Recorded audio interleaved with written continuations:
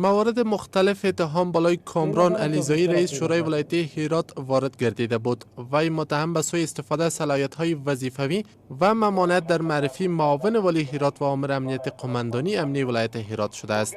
آقای علیزایی شخصا در محکمه حاضر نشده بود، اما وکیل مدافعش از اتهامات وارد شده بالای وی دفاع می‌کرد. ما مراحل قبلی اطلاعیه دادیم و جلسه قضایی حاضر نشد.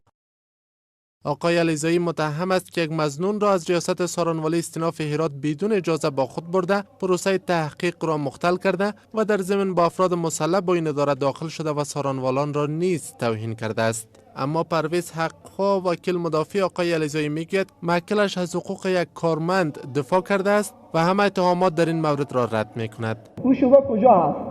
کدام شعبه بوده؟ نزد کدام سارنوال نشسته بوده؟ در هنگامی که محکم داخل سارنوالی آمده و او در حالی که اونها ادعا کردن که از مرحله تحقیق بیرون کرده کجا بوده؟ کو اظهارات از سارنوالی و شعبه از او؟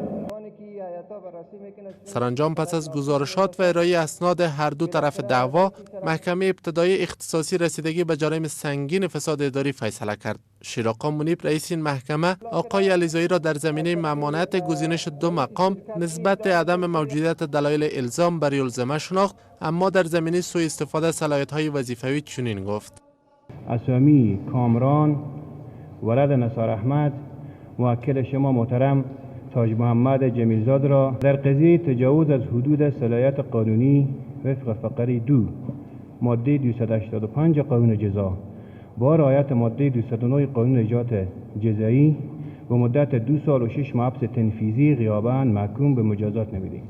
آقای منیب گفت که این فیصله قطعی نیست و متهم حق استیناف خواهی را دارد.